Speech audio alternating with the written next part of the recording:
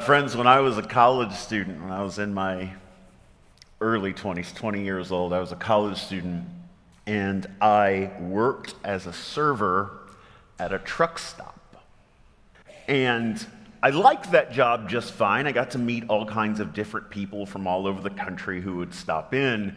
But there were 2 days a week that I absolutely loathed working as a server at the truck stop, because those 2 days a week, the Iron Skillet said that all servers, at least 2 days a week, have to work in the truckers only section.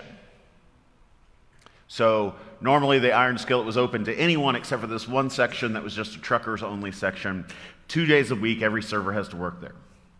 And the problem was that truckers spend weeks on the road by themselves. And when they come into a restaurant to sit down and eat, they want to be served by a woman. They want to look at a woman. They want to flirt with a woman.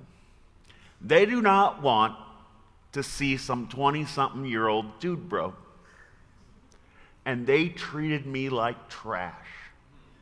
2 days a week, all day. I regularly got called homophobic slurs. I remember this one time I had this particularly aggravated customer who came in.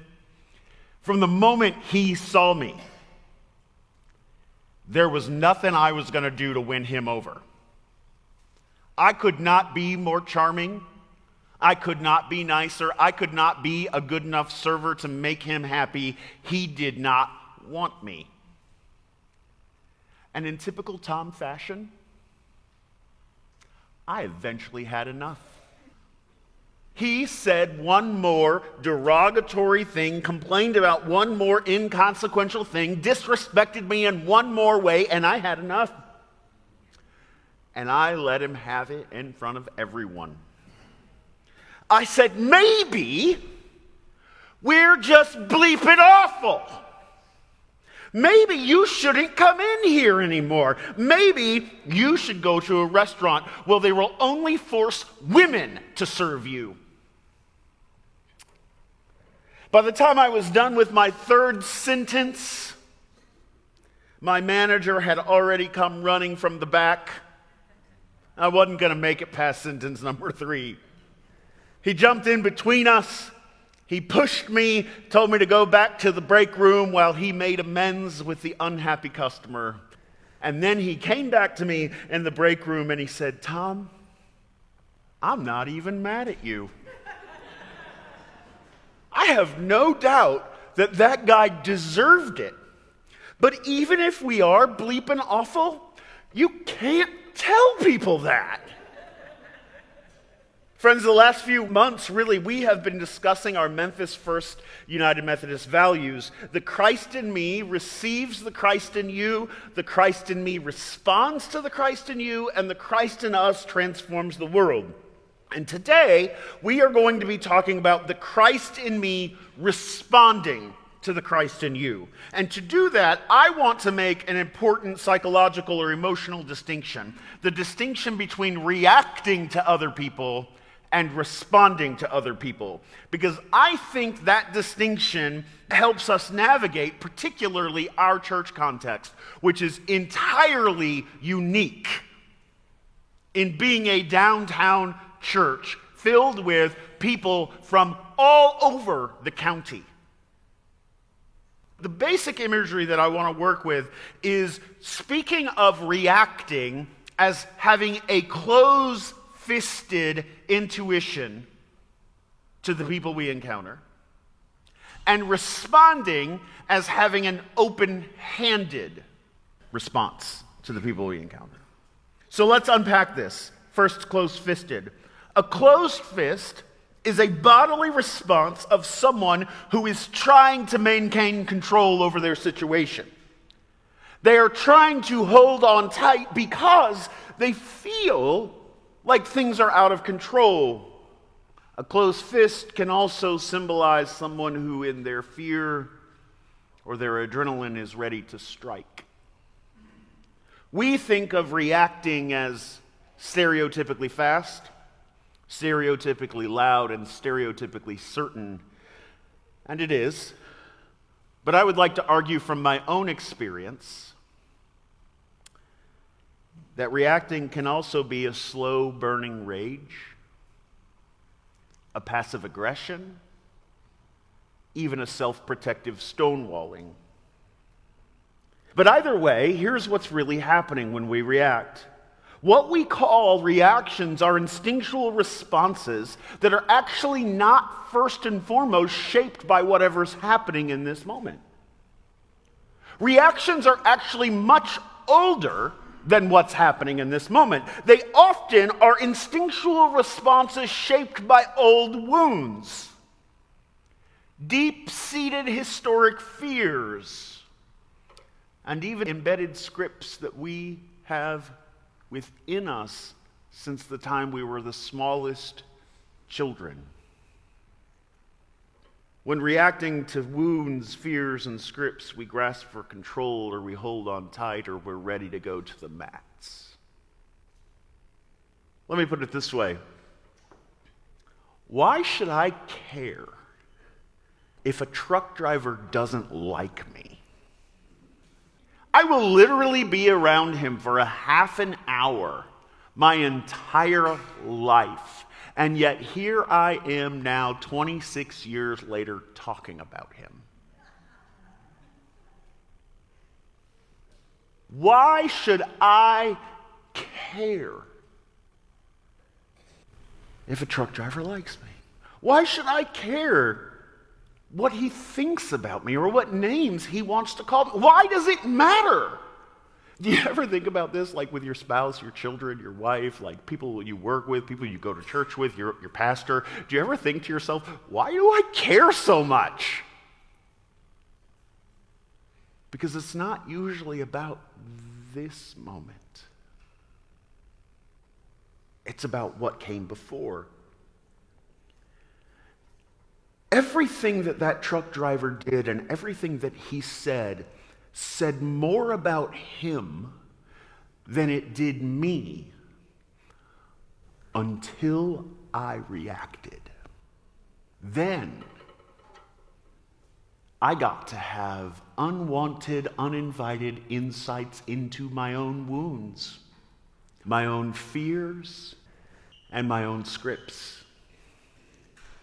The reaction says something about me. It reveals that when it comes to these instinctual reactions, I am not in control making choices. I'm just pinging off of the people around me. Something in me was choosing for me how I react. The truck driver had activated my own internalized homophobia. The truck driver had activated my own childhood wounds around my stepfather always questioning my masculinity. The truck driver had activated my own inner scripts telling me that I was never going to be man enough. And that was even why I did a woman's job as a server. That all said more about me than it did him. It activated the alcoholic rage of my parents. That had nothing to do with him. And if you'll permit me just another level of analysis, my boss's reaction was also shaped by his own scripts. On the one hand, he was right? My reaction was completely inappropriate. But on the other hand, his solution was not open-handed curiosity. His solution was push it down. Suppress it, deal with it. Bury it. Avoid it. But that never solves the problem. It just closes the fist tighter until one day you can't keep it clenched anymore, and then it starts being thrown at somebody else. This is why I'm symbolizing response as open-handed. If a closed fist represents the need to maintain control or the readiness to strike, then an open hand means a surrender of control. a letting go, the ability to see everyone from your annoying neighbor to the terrible drivers on Poplar Avenue to the person whose presence makes you uncomfortable, to a person who you might be related to, your mother-in-law, to see them as human. One of the things that makes Cassie nervous, it's free, not on my script.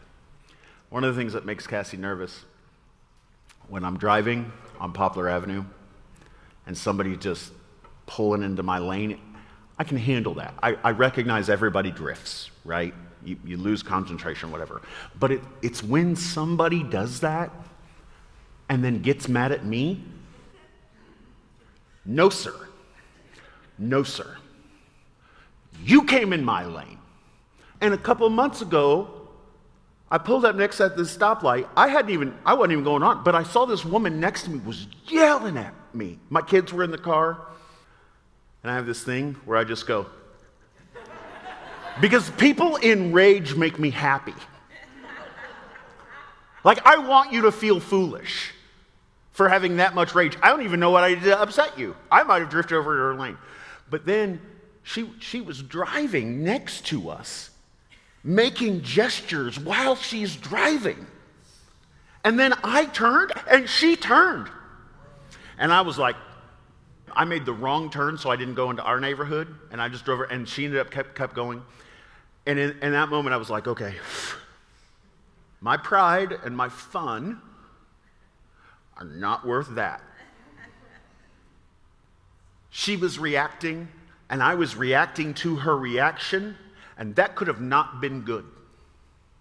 I was watching a video later, I don't know why it's in my logarithm, but this guy who gives like driving instruction comes up, and he's like, don't let your pride get you hurt. And he's talking about how like when people cut in front of you, you have this tendency to want to react and pull up next to them and let them know. And he was like, your pride of being cut off doesn't do anything except for make them a worse driver and potentially cause an accident. It doesn't do anything. This is what happens when we're reacting. Responding, though. Responding puts you in a position to receive others as a gift, even when you don't feel like they're a gift. What I'm talking about here is not merely trying to convince yourself to have good vibes toward other drivers or people you don't like. We are a clenched fist species, and so opening our hands is not just about good vibes. It's about training ourselves to respond differently. Notice James didn't say, don't be angry. James said, be slow to anger. Sometimes anger is necessary, and sometimes anger is required. My therapist taught me that. She said, Tom, you have a lot of anger. And I said, yeah. Or no, I don't think I first said yeah. I was like, what? And she's like, I've heard you preach. You have a lot of anger. And I was like, oh. And I started feeling shame. And she goes, no. Anger's good. Anger can be misused, but anger's good. Get curious about your anger. It's okay. There's a training that is required to surrender and respond instead of just react quickly. There's a training that requires us to sit with even our negative emotions and ask, why are they here? What are they trying to tell me is wrong? A clenched fist, for example, is often a survival instinct. What you think of as your instinctual responses are often things that were trained in you from the time you were really small. So early you don't even remember it. It rises up quickly trying to protect you, sometimes even when you're not facing a threat. This is why sometimes you get rageful about things and you don't even know why. Our bodies and our stories react as if things are threats, even when they're not. Which is why we have to learn to slow down. It's not that anger is bad. It's not that sadness is bad. All these things, they serve a purpose. But it's being curious about them and courageous enough to face them and ask questions about them. Slow down, pay attention to something more than just our first impulse. That's what I mean when I say respond. Reaction is rooted in shame, and it causes us to clinch even harder to protect and defend ourselves from vulnerability. But responding is rooted in curiosity and courage. These are the two words that I have sort of, my words for 2026 have been curiosity, courage, and friendship. So you'll probably hear these come up in sermons. Curiosity and courage is what allows you to respond. A willingness to ask questions about my reactions and my scripts and my wounds and my fears. It requires enough holy love for self to recognize that no matter what someone says to me or does to me, they do not define me. Which means I don't have to react to them. I can just respond. And please understand what I mean by respond as well. I don't mean hide from the problem. I don't mean avoid confrontation. This isn't Tom First advocating for people pleasing or being a doormat. This is not even Tom First advocating for you being perceived as a nice person. I do not suspect, after 46 years, I do not suspect that I am always perceived as a nice person, particularly in the way the South defines niceness. Am I right? Southern niceness is often avoidance. It's keeping the peace, not addressing the real problem. Southern niceness is often passive aggression. This is why I have taken to, over the last few years, distinguishing between niceness and kindness. Kindness requires clarity. Kindness is a fruit of the Spirit. Niceness is not.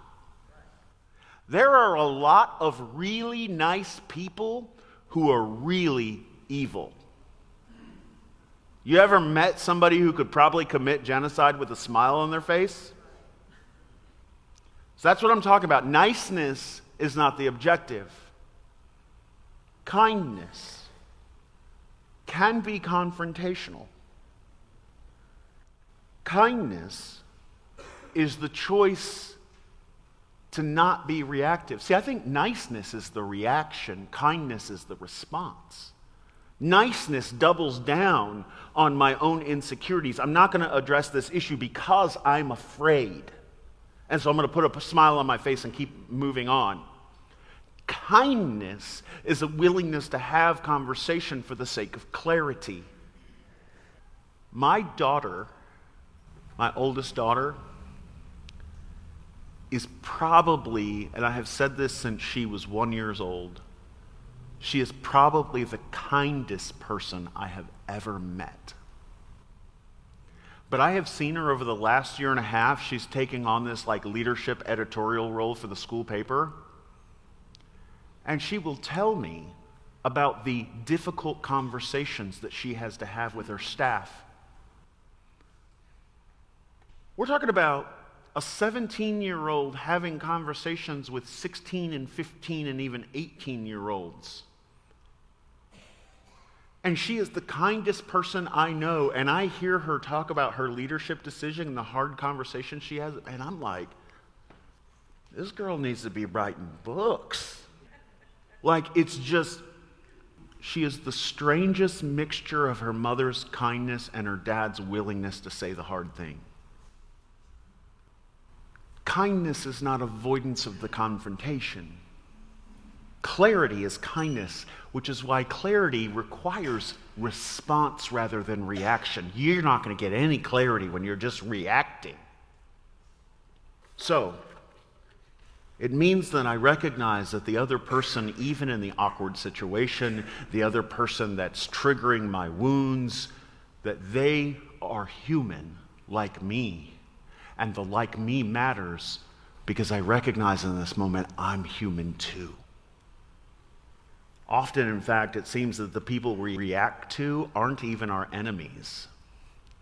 Does anybody else do this? Does anybody else, when somebody comes in a room who you don't know, but they look like somebody who wounded you, if they look like the person who wounded me, I'm like, I'm staying back until I know. I realized recently I even do it with people who sound like somebody who wounded me. Do you know the comedian Nate Bargatze? His particular tone and accent remind me of someone who wounded me. And I'm like, oh, this guy is really funny, and I can't listen to him. That doesn't say anything about Nate. This is everything about me. Open-handed responsiveness, then, is not just something that you know how to do, because it's just your reactions are popping up everywhere. Comedians or people walking in the room. So what we've got to be able to do is train ourselves. Response is the intentional opening of my hands, whereas reaction is the instinctual closing of my fist. And that training begins by asking simply, why am I instinctually closing my hands, and being curious and courageous about it. When you feel your fist closing toward your spouse or your children or your boss or a customer who makes you feel uncomfortable, or someone, or at work or at church, that's your opportunity. It's your invitation to pause, to pay attention to what is happening inside of you. The first time I ever went to therapy in Memphis, I had an abusive boss, and I was describing it, and my therapist said, "Where do you feel that on your body?" And I was like, what kind of new age bullcrap question is that? And I left for like 3 months and didn't come back. And one day, my boss was berating me, and I could feel it right here. And I was like, whoa. And I went back to that therapist. I was like, I feel it right here. And he goes, yeah, because you feel like your voice is being silenced when he's berating you, and you have things you want to say to defend yourself or to make your case, and you're not being allowed to. You don't have a voice. And then he said, when was the first time in your life you felt that? I was like, what kind of new age question is that? And I said, probably about middle school. And he said, no, it was probably way before that, but we can start in middle school. It wasn't about my boss. It was about me. Pay attention to what is happening inside of you instead of shaming yourself and pushing it down. Get courageous and curious. How is love inviting me to respond right now, both to myself and to the other person? Because sometimes love will invite you to look honestly at your own wounds instead of just reacting out of them against other people. Sometimes love will invite you to speak the truth that holds other people accountable. Sometimes love will invite you to go beyond what you cannot even control, but it will always invite you into open-handedness. See, this is to me the nature of the cross. Peter reacts with his sword. But Jesus kneels to wash the feet even of the people who betray him. He chooses an open-handed response to his enemies. He touches the bodies and the lives of other people that society reacts to and finds too disgusting. Jesus has proximity to them. That's a response, not a reaction. And that same open-handedness is extended to us in communion, where he gives himself to all of us for all of the people that make us uncomfortable, and simply ask for an open-handed response to that gift. Because responding instead of reacting is in part rooted in seeing that other people are not objects, but they are gifts of God to be received. Not everything about everyone is to be accepted, but no one is to be reduced to my reactions. Because at the end of the day, you cannot receive a gift with a closed fist.